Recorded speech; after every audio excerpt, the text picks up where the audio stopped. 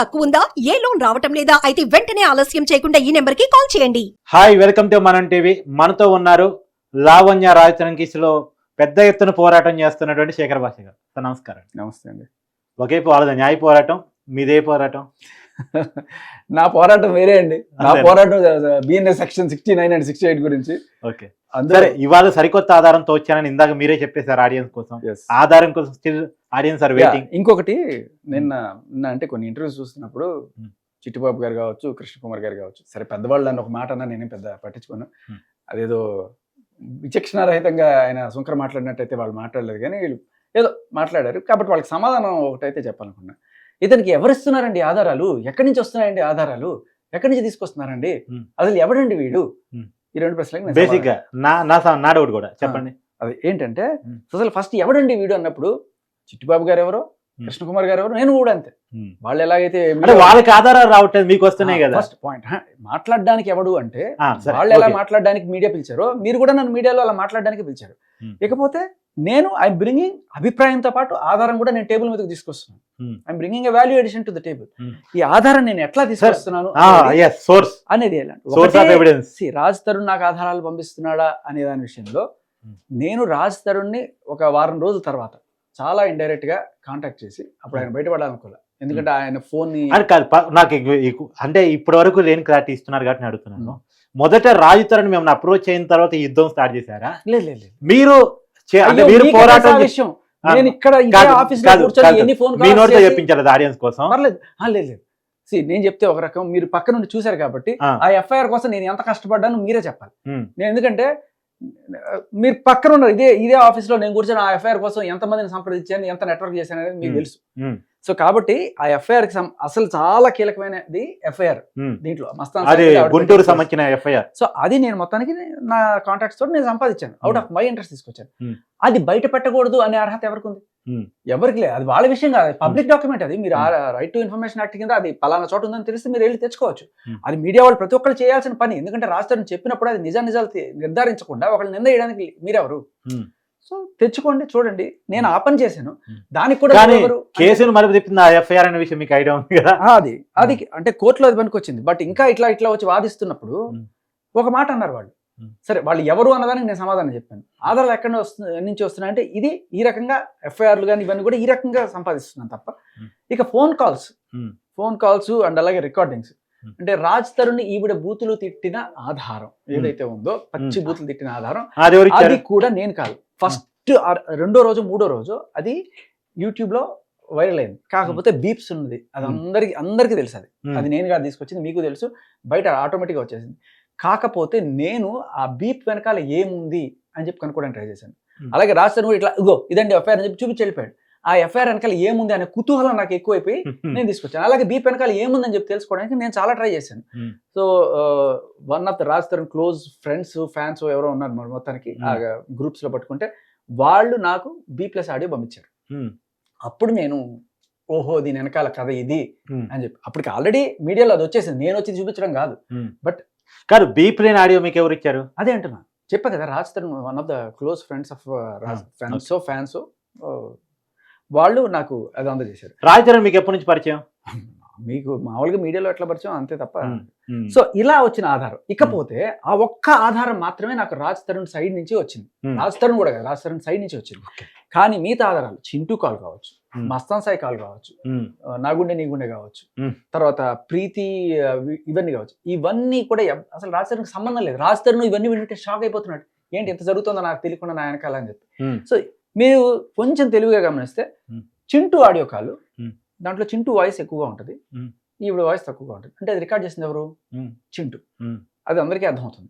So ఎందుకు record చేశాడు అంటే రేపు ఫ్యూచర్ లో ఈయన మీద కేసు పెడితే ఈయన సేఫ్ గార్డ్ గా ఉండడానికి నేను అనుమతి తీసుకొని ఈవిడతో కాదు. ఇప్పుడు మీరు ఆర్జేగా ఎన్నాళ్ళ నుంచో ఉన్నారు, ఇండస్ట్రీలో మీడియా ఫీల్డ్ లో ఉన్నారు. అసలు ఇన్ని రికార్డు చేసుకోవటం, ప్రతిదాన్ని ఎవరికి నమ్మకం లేదు. ఇప్పుడు మీరు నేను చాలా మాట్లాడుకుంటామండి, ఎప్పుడన్నా ఫోన్లు పెట్టుకుని రికార్డ్ చేసుకుంటాం సహజంగా. ఏంటి ఈ రికార్డింగ్ల పరమ ఏంటి అసలు? ఈ బ్యాచ్ అంతా అదేనండి.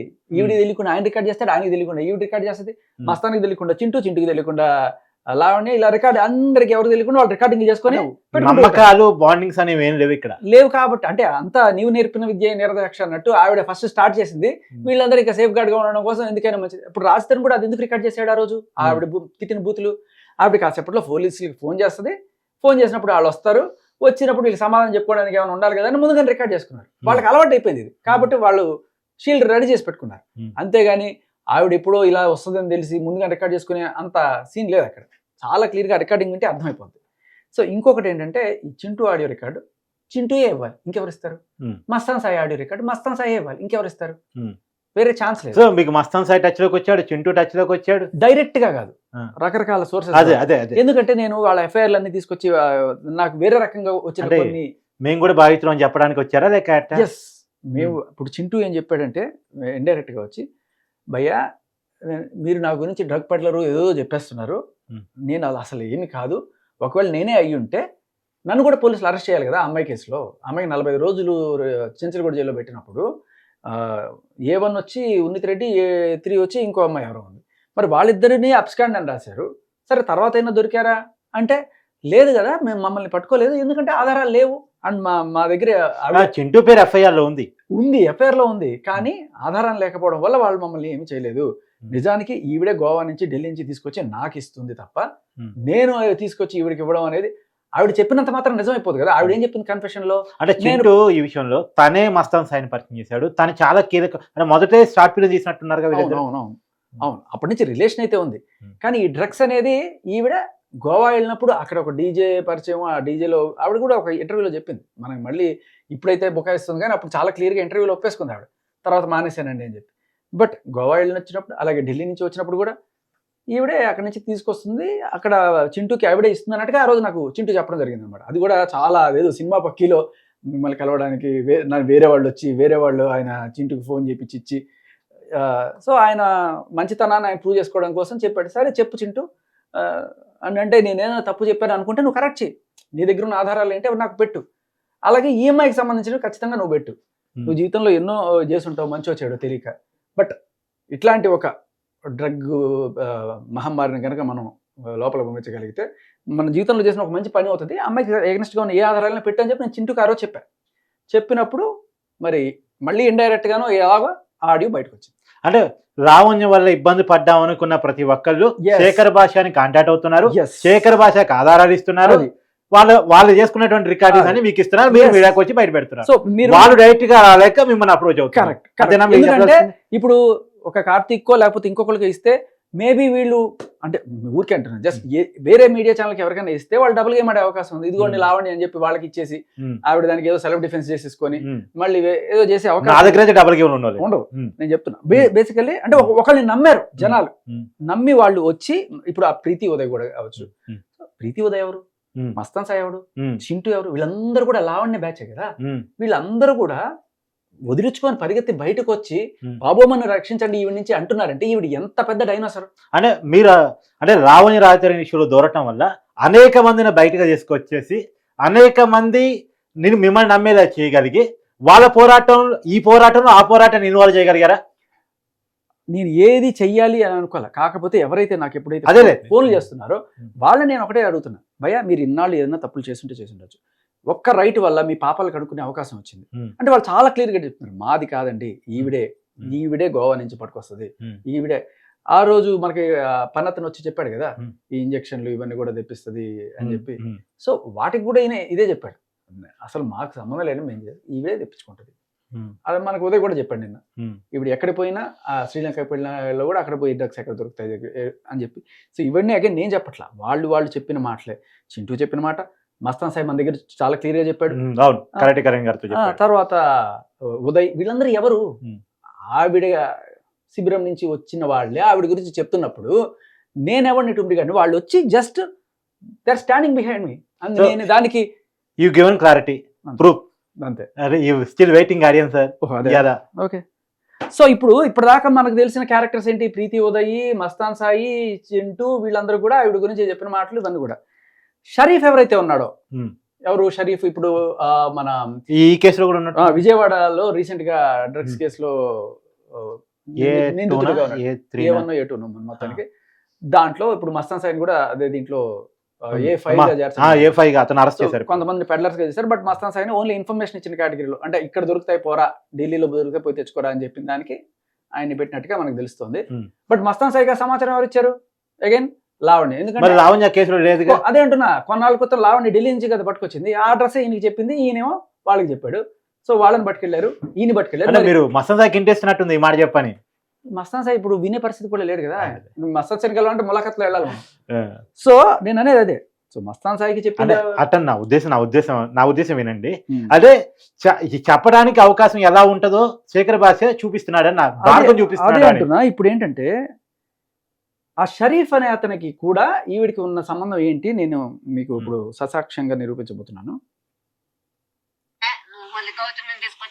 సో దీని నేపథ్యం చెప్తాను మీకు. ఈ షరీఫ్ మస్తాన్ సాయి మీద రేప్ కేసు పెట్టింది. అలాగే షరీఫ్ మీద కూడా రేప్ కేసు పెట్టిందని ఆయన చెప్తున్న మాటల్లో తెలుస్తుంది. షరీఫ్ మీద, మస్తాన్ సాయి మీద, ఇంకా కొంతమంది మీద, ఇంకో 2-3 మీద ఏదో కేసులు పెట్టిందట. Narsingi PS same again. అది నార్సింగ్ పిఎస్ పెట్టగానే అలా కేసు అయిపోతుంది అక్కడ ఆవిడ. సో ఆ టైంలో ఇది ఏ టైం అంటే కరెక్ట్గా 2023 మేబీ ఏప్రిల్ ఈవిడ కేసు పెట్టింది కదా మస్తాన్ సాయి మీద, రేప్ అండ్ అటెంప్ట్ మర్డర్ పెట్టిన టైంలో మస్తాన్ సాయి తప్పించుకొని తిరుగుతున్నాడు. ఏదో బెయిల్ గీలు వచ్చిన తర్వాత మళ్ళీ పోలీసుల దగ్గరికి వెళ్ళి కనబడదాం అని చెప్పి. ఆ టైంలో వీళ్ళిద్దరూ మస్తాన్ సాయి ఫ్రెండ్స్. ఎవరు? షరీఫ్, ఇది Vijayawada Guntur Subani hotel, Vijayawada Subani hotel, Guntur Subani hotel. ఆ సుబాని హోటల్లో వీళ్ళందరూ మంచి దోస్తులు. సో ఆ సుబాని హోటల్ అబ్బాయి కూడా ఉన్నాడు ఏటుగా. అయితే ఈ షరీఫ్ అనే అతను మస్తాన్ సాయికి ఏదో రకంగా సహాయం చేద్దామనో, లేకపోతే అసలు ఏంటి కథ తెలుసుకుందామనో డైరెక్ట్గా ఇస్నాపూర్లో ఉన్న వీళ్ళ ఇంటికి వెళ్ళాడు. లావణ్య వాళ్ళ ఇంటికి వెళ్ళి వాళ్ళ అమ్మ నాన్నని కలవడం జరిగింది.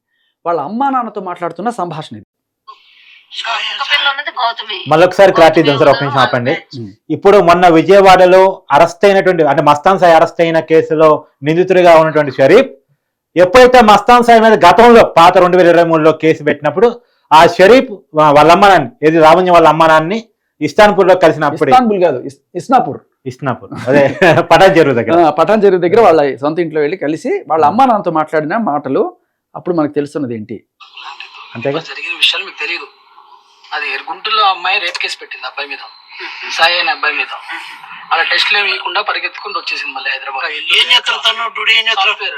సో గుంటూరులో రేప్ కేసు పెట్టినప్పుడు, రేపు అయిందనే నిర్ధారణ కోసం మెడికల్ టెస్ట్కి వెళ్ళాలి కదా. రేప్ కేసు పెట్టి టెస్ట్ లేకుండా పారిపోయేసింది. పోలీసులు అట్టుకున్నారు అంతే, లేడీస్ కదా. సాఫ్ట్వేర్ కంపెనీ వెళ్ళింది. ఎవరిది? సాయి అనే అబ్బాయి వాళ్ళు. ఓకే, లావణ్యతో ఎలా పరిచయం? గోవాలో. ఎవరు? వినండి ప్రశాంత్. సో షరీఫ్ అప్పుడే ఫస్ట్ కలవడం వీళ్ళ అమ్మ నాన్న కలిసినప్పుడు, అంటే మీ అమ్మాయి మాకు తెలుసు అని చెప్పడం కోసం ఆ అమ్మాయి వాయిస్ రికార్డ్ ఒకటి ప్లే చేస్తున్నారు. ఇవాళ పొద్దున్నే నాకు మీ అమ్మాయి ఒక వాయిస్ మెసేజ్ పెట్టిందండి, ఆ వాయిస్ మెసేజ్ ఇదని చెప్పి. ఎవరు? వినండి ప్రశాంత్. అతని హిడెన్ ఫోల్డర్ లో 850 ఉన్నాయి. అతను ఇప్పటి వరకు ఎంతమంది అమ్మాయిలతో తిరిగాడు, ఎంతమంది అమ్మాయిలతో ఏం చేశాడు? సరే, నాకు ఒకటి అర్థం కాదు అంకుల్. అబ్బాయి తిరుగుతాడు. ఏ అబ్బాయి? సాయి అనే అబ్బాయి. ఫర్ ఎగ్జాంపుల్ మనం అనుకుందాం, మగోడు కాబట్టి అనుకుందాం. ఒక అబ్బాయి ఓకే, తన పర్సనల్ లైఫ్ తంది. ఈ అమ్మాయి వెళ్ళి తన ట్యాబ్ లో ఉన్న వీడియోలు తీసుకొని నేను మీడియాకి ఇస్తాను, నువ్వు ఎలాంటి వాడు నేను మీడియాకి చెప్తానంటే ఇంతగా కాదమ్మా. సో ఇది ఈ బెదిరింపు ఆ రోజు నుంచే ఉంది. ఇవాళ ఆయన ఫోటోలో 850 బయటపడ్డాయి, అవన్నీ కూడా మీడియాకి వచ్చింది అనేది ఆ రోజు నుంచి బెదిరిస్తున్నది. ఇవాళ సాయి ఎప్పుడైతే బయటకు వచ్చి చెప్పాడో వెంటనే అదే జరిగిపోయింది. సో ఆయన పర్సనల్ వీడియోలు ఈవిడ తీసుకొని అప్పటి నుంచి బెదిరిస్తూ ఇట్లా పెట్టుకుంది. ఇంకా ప్రతి ఒక్కరికి బ్రేకింగ్ పాయింట్ ఉంటుంది. ఇప్పుడు ప్రీతి ఉదయ్ ఎలా బర్స్టే బయటకు వచ్చారో అలాగే మస్తాన్ సాయి కూడా బర్స్టే బయటకు వచ్చాడు. ఇంకేమైతే చేసుకోని చెప్పి. ఇప్పుడు ఎవడు తప్పు చేసిండో మనకి తెలియదు, నీకు తెలియదు, నాకు తెలియదు. బట్ ఇంతకాడికి ఎందుకు వచ్చింది అసలు మ్యాటర్? అదేగా మాకు అర్థం కూడా. ఏం కావాలంటే పెళ్లి కావాలంట సాయితోటి పెళ్లి కావాలంట. మరి ఇది రాస్తుండంటే మా అన్న, మా తమ్ముడు. అదే అండి. ఇప్పుడు ఏం చేయాలి? కేసు పెట్టింది రాజధాని మీద. ఇప్పుడు ఎలా అయితే రాస్తారు నా భర్త కావాలని కేసు పెట్టిందో సేమ్ నేను ఇదే చెప్తున్నా. సి టీమ్స్ లో జరిగింది. ఎవరు బయట సి టీమ్స్ లో ఒక ఆఫీసర్ వచ్చి మనకి ముందుకు ధైర్యంగా సాక్ష్యం చెప్తే ఇదంతా అయిపోద్ది. బట్ అయినా పర్లేదు, ఆవిడ షీ టీమ్స్లోకి వెళ్ళి కేసు పెట్టి ఎవరు మస్తాన్ సాయి నాకు కావాలని చెప్పి చేసిన రచ్చ అదే టైంలో వీళ్ళ మీద కూడా కేసు పెట్టింది. ఎందుకంటే వీళ్ళు ఆయనకి సపోర్ట్గా వచ్చారని చెప్పి వీళ్ళని వదిలించడానికి ఇతని మీద కూడా రేపు కేసు పెట్టింది. ట్విట్టర్లో ట్వీట్ చేస్తుంది, ఇలాగ నాకు ఇలా జరిగింది అబ్బాయి 850 వాళ్ళ ఫాదరు గుంటూరు ధర్మకర్త మస్తాన్ దర్గా తెలుసు, కాళీ మస్తాన్ బాబా దర్గా, అది దాని ధర్మకర్త ఆయన వాళ్ళ ఫాదర్ గారు. అది తల తీసినట్టుంది వాళ్ళకి.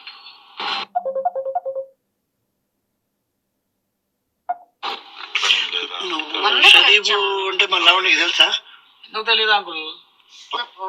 నేను కాల్ చేస్తాను, అదే వింటారా? రేపు ఏం కాదు.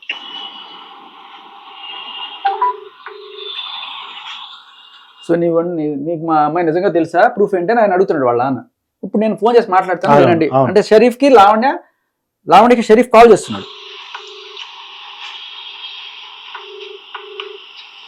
Hello hello hello Anvika, Sharif చెప్పు షరీఫ్. అన్విక ఏంటి అన్విక వాయిస్ క్లిప్ ఏంటి? పొద్దున ఒక ఇష్యూ అయిన ఉండే కదా షరీఫ్. ఏమైంది పొద్దున్న? అదే అసలు ఇప్పుడు ఏం కావాలని మీకు అసలు నాకు అర్థం కావట్లేదు. నాకు ఫస్ట్ సాయిని వచ్చి అటెండ్ అవ్వమను షరీఫ్. ఎందుకు దాక్కొని తిరుగుతున్నాడు? దాక్కొని తిరుగుతూ ఎలా వచ్చింది షరీఫ్? అదే ఇప్పుడు సాయి దగ్గర ఉండి ఏం కావాలి నీకు చెప్పు నార్మల్ గా. అతన్నే అడుగు ఏం చేస్తే న్యాయం వస్తుందో. రాస్తాడున్నాడు కదా, మరి రాస్తాడున్నా రాస్తారు ఏంటి? మేము ఒక ఇంట్లో ఉంటున్నాము, అదే నిజం, అదే తెలుసు అందరికి. అర్థమైంది ఇక్కడ. రాజతరంతో కలిసి ఇంట్లో ఉంటుంది మాత్రమే నిజం, అంతకు మించి రిలేషన్ ఏంటన్నది. సాయి కావాలంటున్నావు కదా, మరి రాజతరంతో ఉంటున్నావు కదంటే రాజతరంతో ఉండడం ఏంటి? రాజతరంతో ఇంట్లో ఉంటున్నావు అంతే, ఇంకేం లేదు. ఇలా మాట్లాడితే షరీఫ్ నాకు నీ మీద కోపం వస్తాను కూడా అంటుంది అనమాట. చర్చిస్తే మాత్రం ఇంకా నువ్వు ఇప్పుడు ఇలాగే మాట్లాడితే షరీఫ్. అదే మళ్ళీ నా మీద కేసు పెట్టావు already, rape case. Sharif Mastan police అతనికి వచ్చిందో అదే నంబర్ కి కాల్ చేసి అడుగు. సరే సర్లే జాగ్రత్త. ఓకే, నువ్వు కూడా జాగ్రత్త సార్. అర్థమైందండి, ఇంకా చాలా అండి నా మీద. అదే అప్పటికే కేసు పెట్టింది. చింటూ అనే వ్యక్తి మోసం చేశారు, రేప్ చేశారు, ఇలా చంపడానికి చింటూ మీద కూడా రేప్ చేస్తుంది. వాళ్ళు అర్థం చేసుకున్నారు పోలీసు వాళ్ళు, ఈ అమ్మాయి ఇలాగే కేసులు పెడతా ఉంటుంది అని. షీటింగ్ లోకి వెళ్ళాము, నన్ను కోసారు, వీళ్ళు ముగ్గురు పారిపోతున్నారు వదిలేసి, ఇలా సిగరెట్ తో కాల్చారని చెప్పి దెబ్బలు చూపి అమ్మ అంటే దెబ్బలు లేవు, తొందర పండి అని చెప్పి నాకు వచ్చేసాను. ఎందుకంటే అమ్మ ఏదైనా జరిగితే ఆ సాయి అనే వ్యక్తి వాళ్ళ ఫ్యామిలీ మొత్తం చచ్చిపోతారమ్మ. బరువు వాళ్ళు ఇంకెందులో అంటే ఒక 30-40 సంవత్సరాల నుండి గుంటూరులో వాళ్ళు ఉంటున్నారు, పుట్టి పెరిగింది మొత్తం. అర్థం చేసుకోండి, 40 సంవత్సరాల నుండి తెలుసమ్మా, నాకు తెలుసు, మొత్తం తెలుసమ్మా మొత్తం తెలుసు. అది ఆయన 40 సంవత్సరాల నుండి గుంటూరులో. ఎంత పేరు ఉండాలమ్మా? ఒక అబ్బాయి మీద రేప్ కేసు అంటే మీకు తెలుసుగమ్మా ఎంత భారం. సరే చేశాడంటే ఒప్పుకోవచ్చమ్మా, చేయకుండా నేరానికి అబ్బాయి శిక్ష పడతా. వాళ్ళమ్మ నాన్న వింటున్నారు, గొడవ పడేది. ఆఫీసులు వదిలేసి పారిపోయిందమ్మా రోడ్ల మీద. ఆఫీస్ వదిలేసి పారిపోయి ప్లాట్ఫామ్ మీద పడుకున్నాడు.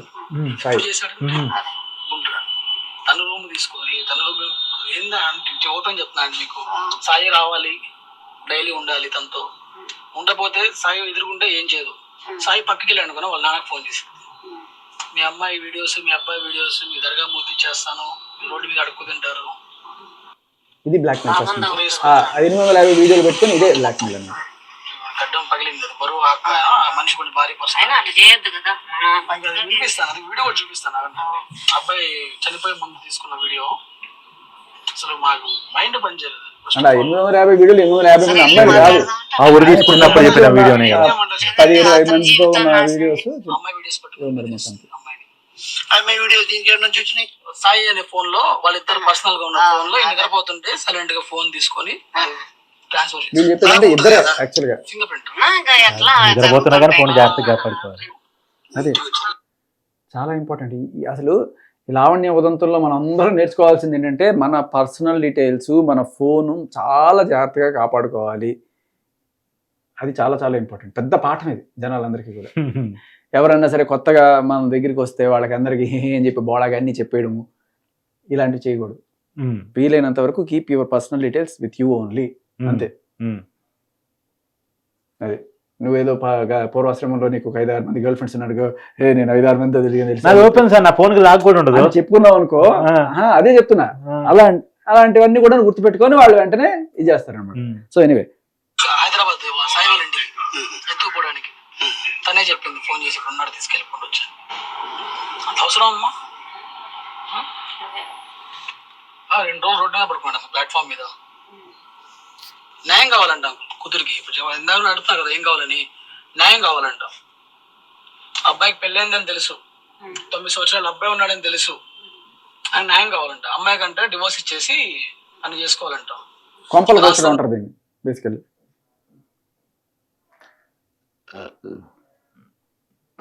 తమ్ముడు ఇంటున్నారుగా మీరు రాస్తారు, అది మరి ఏం చెప్పండి లంజా కొడక చెప్తున్నా విను. ఒక 1 hour మ్యాక్స్ వచ్చి నా కాళ్ళు పట్టుకుంటావు. కేసు పెట్టింది నా మీద నర్సింగ్ కేసులో. మంచిగా చెప్తుంటే పాపం ఎందుకు ఇప్పటికి లేట్ ఏం కాదు, వెళ్ళి అమ్మాయి కాళ్ళు పట్టుకోమ్మా, అమ్మాయి పర్సనల్ ఏ తండ్రి ఊరుకుంటాడండి. ఇప్పుడు మీ కూతురి మీకు పెడితే ఎలా ఉంటుంది అండి? కానీ సార్ ఒక మాట చెప్పండి, నేను మొత్తం కేసుల్లో అత్యధిక బూతులు విన్న కేసు ఇదే. నేను మీడియాలో దాదాపు 2 దశాబ్దాల నుంచి పనిచేస్తున్నాను. బూతులు వినడం ఓకే, కానీ ఆ పిక్చర్స్ అంటే ఫోన్ ఎంతసేపు నీ ఫోన్లో లాక్కోవడం, నీ ఫోన్లో ఉండేవి తీసుకోవడం, బాగా పెట్టుకొని బ్లాక్మెయిల్ చేయడం. ప్రతి ఒక్కరిని ఇదే పని చేసింది అమ్మాయి. మీరు గమనించండి, ప్రీతి ఉదయం వచ్చి మనకేం చెప్పారు? ఉదయ్ ఫోన్ గుంజుకొని ఉదయ్ ప్రీతిని బ్లాక్మెయిల్ చేసింది. చింటూ ఫోన్ తీసుకొని చింటూ బ్లాక్మెయిల్, మస్తాన్ ఫోన్ తీసుకొని మస్తాన్ బ్లాక్మెయిల్. ఇలా ఇదే అందరి ఫోన్లో ఉన్న గుట్లు తీసుకోవడం చేయడం. సరే అదే అంటున్నా, ఆయన చెప్పినట్టు ఆయన పర్సనల్ లేవో ఆయనకున్న 20 మందో 30 మందో లేకపోతే 2 ఎంతో ఆయన గర్ల్ ఫ్రెండ్ సంబంధించి ఆయన డీటెయిల్స్ ఆయన ఎవరైనా సరే సార్, ఎవరు బాధితులు వాళ్ళు కేసు పెడితే వేరు. కానీ అదే కదా, ఇప్పుడు వాళ్ళ అన్యాయం జరిగిందని వాళ్ళు ముందుకు వచ్చి పెడతారు. కానీ దారుణం ఏంటంటే అవి తీసుకుని వాళ్ళ అమ్మ నాన్నకి పోస్ట్ చేస్తున్నారు. మొన్న కూడా మస్తదా విషయంలో ఏదో ఆస్ట్రేలియా అమ్మాయి ఫోటోలు వేశారు బయట మీడియాలో. ఆస్ట్రేలియా అమ్మాయి వచ్చి నన్ను మస్తన్ సాయి మోసం చేశారంటే ఇది వ్యాలిడ్ క్వశ్చన్. అది ఖచ్చితంగా మీడియాకి అవసరం. ఒక అమ్మాయి వచ్చేసి నన్ను మోసం చేశారంటే అవసరం. కానీ ఆ అమ్మాయి స్పందించకుండా మనకే అవసరం. ఇప్పుడు లావణ్య మీడియా ముందుకు రాకుండా ఉంటే లావణ్య విషయం కూడా చర్చకి అనవసరం మనకి. అంతే. కొంత డబ్బు ఇస్తే మళ్ళీ ఇప్పుడు బ్లాక్మెయిల్ మాకే కడుపు వచ్చింది నాకు. ఏదంటే ఇప్పుడు కొంత డబ్బు ఇస్తే మళ్ళీ గోవాను ఏటో టూర్లు వాళ్ళని వెళ్ళేసుకొని టూర్లు అదే మీరు వచ్చి స్టేషన్ లో. సో వాళ్ళ అమ్మకి తెలుసు ఇప్పుడు బ్లాక్మెయిల్ చేసి డబ్బులు తీసుకొని ఆ డబ్బులతో గోవా పోయి అక్కడ అదే వాళ్ళ అమ్మకి సంబంధించి 2 కాలు బయట పెడుతున్నారు మీరు. ఇప్పుడు అది చెప్తే మేము బతికి బయటపడతాం అంటే, లేదంటారా మేము యాక్షన్ తీసుకుంటే మాత్రం అందరూ డిస్టర్బ్. మమ్మల్ని బతకనేదిగా. సో మీరు వచ్చి చెప్తారా అంటే మేము చెప్తే మమ్మల్ని బతకనిస్తుందా? మమ్మల్ని బతకనివ్వదు. మీకేం సంబంధం, మీరు ఎందుకు వచ్చినారు అని అంటారు. ఇదంతా తల్లిదండ్రులు పిలిపిమని. తరుణ్ కూడా మంచోడమ్మా పాపం, చాలా బంగారం. తరుణ్ కూడా మంచోడు. తన కెరియర్ అంతా దెబ్బతింటది. ఆల్రెడీ దెబ్బ తినింది అంకుల్. తనది కూడా బ్లాక్మెయిల్ చేస్తుంది. లంజా కూడా ఎవరు పడతారా? మంచోడు పాపం, నేనే చూస్తాను కదా. వాళ్ళ పేరెంట్స్ కూడా మాలాగానే సైలెంట్ పర్సన్. లేదమ్మా ఒక చిన్న మాట, లక్షలు ఇగో ఈ చేతిలో డబ్బులు చూస్తున్నా. కోవిడ్ అప్పుడు చిన్న కోవిడ్ కరోనా అప్పుడు ఇగో క్యాంటీన్ లా చేసింది, ఇండియన్ ఎయిర్లైన్స్ అని చదివింది, ఎన్ని లక్షలు. అసలు మాది ఏం లేదు తెలుసు. ఇప్పుడు కష్టం మీద మేము కష్టం మీద. ఎందుకంటే అమ్మ ఒక మాట చెప్పేదండి, నాకు తల్లి ఉంది. కొత్త డబ్బులు 30 లక్షలు ఇచ్చుకుంటూ వచ్చాను అంకుల్ కూడా తెలియకుండా. గోవాలో ఉన్నా అంటే అక్కడ ఉన్నా సంగీతం నేర్చుకుంటానా, ఎంత డబ్బు ఖర్చు పెట్టేసిందో. అదేలేండి, మీరు రాష్ట్రం దగ్గర లక్షలు తీసుకుంది, వాళ్ళ అమ్మ దగ్గర కూడా 30 లక్షలు తీసుకుంది. అందుకే నేను సైలెంట్ ఇంటికి వచ్చి మాట్లాడాను. ఏం చేస్తుంది మీరు గానీ రాస్తున్న వాళ్ళ ఫ్యామిలీ గానీ, అది మీరు వచ్చి అసలు అమ్మాయి రాస్తారని వాళ్ళిద్దరు ఇలాగా అని చెప్తే అయిపోయింది కదా. అమ్మాయి ఏం చెప్తుంది, నాకు రాస్తే నాకు సంబంధం లేదు, నాకు తమ్ముళ్ళు అంటాడు అన్నలు అంటాడు. సో ఇక్కడ వీళ్ళకి ఏంటంటే రాజధానికి ఈవిడికి సంబంధం ఉంది కదా పూర్వంలో, అది వచ్చి మీరు అక్కడ పోలీసుల దగ్గర చెప్పండి, ఈ అమ్మాయి రాజధాని పెళ్లి చేసుకోవాల్సిన వాళ్ళు అని చెప్పండి, అప్పుడు మా వాడు సేఫ్ అయిపోతాడు మస్తాన్ సాయి. ఇప్పుడు ఈ అమ్మాయి మస్తాన్ సాయి కావాలని చెప్పి కేసు పెడుతుంది కదా, తప్పు కదా. రాజ్ తరుణ్కి వీళ్ళకి ఫస్ట్ నుంచి ఉంది కదా, అది చెప్పండి అంటది. షరీఫ్ షరీఫ్ చెప్పమంటున్నాడు. చెప్పమంటే ఈమె చెప్తుంది అక్కడ పోయి రాజ్ తరుణ్ నా అన్నయ్య, రాజ్ తరుణ్ నా తమ్ముడు ఇలా చెప్తుందంట పోలీస్ స్టేషన్లో. పెళ్లి చేసుకోమంటే ఇప్పుడు వద్దంటది. రాజ్ తరుణ్ పెళ్లి చేసుకోమంటే ఇప్పుడు వద్దంటది. ఆమె వద్దంది. గుర్తెచ్చుకోండి ఇక్కడ, ప్లీజ్ నోట్ దిస్ పాయింట్. వాళ్ళ అమ్మ చెప్తున్న మాట ఇది. రాజ్ తరుణ్కి లావణ్యకి పెళ్లి చేద్దామని చెప్పి పేరెంట్స్ ఎప్పుడైనా అడిగితే పెళ్లి వద్దు అని చెప్పి ఈఎంఐ చెప్పి మస్తాన్ సాయి కావాలని చెప్పి పెళ్లి చేసుకోవాలి మస్తాన్ సాయి అని చెప్పి పెద్ద కేసు పెట్టిన కాల్ వింటున్నారు మీరు. వాళ్ళ సాక్షాత్తు అమ్మ నాన్న మాట్లాడుతున్నది. వాళ్ళ వైఫ్ వీడియోస్ ఉన్నాయి, సాయి వాళ్ళ వైఫ్ తో కలిసి వీడియోస్. 10 సంవత్సరాలు వాళ్ళు లేరు, దూరం అయినా హ్యాపీగా ఇద్దరు అండర్స్టాండింగ్ వెళ్ళినా అమ్మాయి వీడియోస్ అమ్మాయికి పెడితే ఏంటంటే ఆ అమ్మాయి వీడియోస్ కూడా తీసుకుని రాకుండా. ఇప్పుడు నాకు అంటే ఒకసారి ఆపండి సార్. సహజంగా ఇది ఎక్కువ చీప్ వెన్ తక్కువ చీప్ అని all I want him to die and తను చనిపోవాలని కోరుకుంటుందంట సాయి. సరే చెప్పండి ఏంటండి చివరిలో ఏంటండి? సాయి చచ్చిపోవాలి వాడు. ఉమ్. ఒక రకమైన శాడిజం అనమాట. ఎందుకట్ట? ఇప్పుడు సాయి కావాలని కోరుకోవటం ఒక రకం, సాయి ఉండకూడదని కోరుకోవటం రెండో రకం. రెండోది ఏంటి అంటే కేసు పెట్టినప్పుడు వచ్చి లొంగిపోవాలి, లొంగిపోయి అమ్మ నీకు ఏది కావాలంటే చేస్తాం అనాలి, లేకపోతే చావాలాడు అదనమాట. సరే ఏదో అడుగుతున్నారు మేము మధ్య డిస్టెన్స్. ఇప్పుడు వాళ్ళే భార్యాభర్తల మధ్య ఉన్నటువంటి ప్రైవేట్ వ్యవహారాన్ని వీడియో తీసుకోవటం తప్పు.